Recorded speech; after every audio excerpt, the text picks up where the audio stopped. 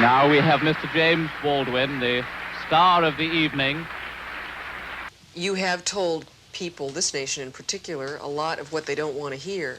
Yeah, I have. I've tried. You never know. But I tried, yes, to,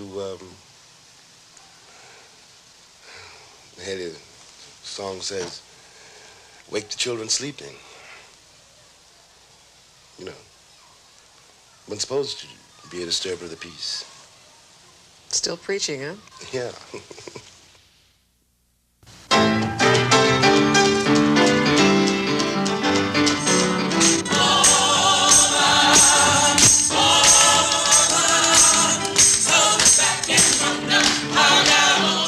The gospel church is a theme running through much of Baldwin's work. His father was a minister, and Baldwin himself became a preacher at the age of 13. His play, The Amen Corner, shown in revival at Lincoln Center's Black Theater Festival, was drawn from his own experiences in the pulpit.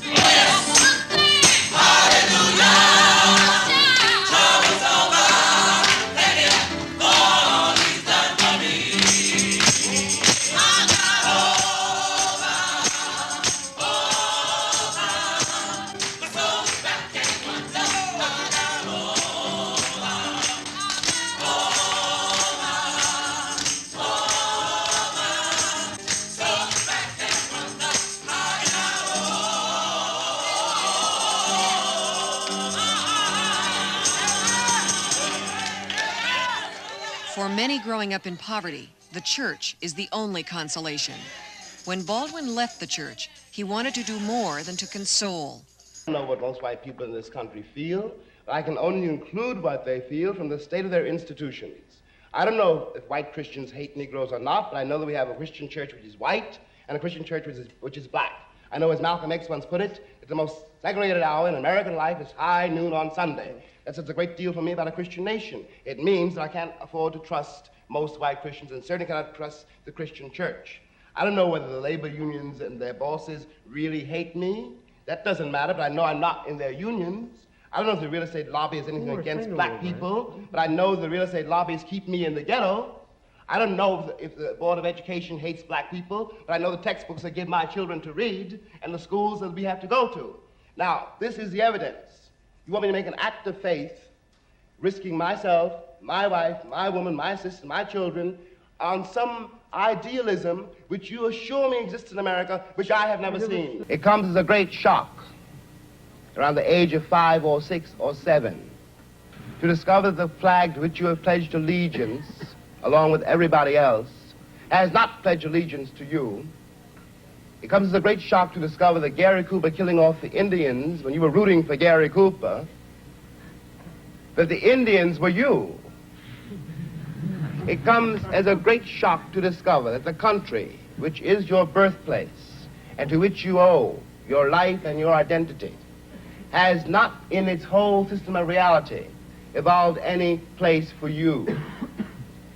The disaffection, the demoralization, and the gap between one person and another, only on the basis of the color of their skins, begins there and accelerates throughout a whole lifetime, so that presently you realize you're 30 and are having a terrible time managing to trust your countrymen. By the time you are 30, you have been through a certain kind of mill. The American sense of reality is dictated by what Americans are trying to avoid. And if you're trying to avoid reality, how can you face it?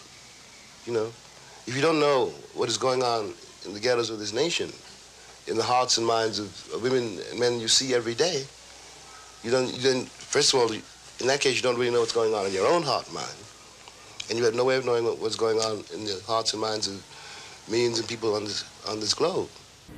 I want to say at the end, at the last, is that is what concerns me most. We are sitting in this room, and we are all, at least we like to think we are, relatively civilized, and we can talk to each other at least on certain levels, so that we could walk out of here assuming that the measure of our enlightenment, or at least our politeness, has some effect on the world. It may not.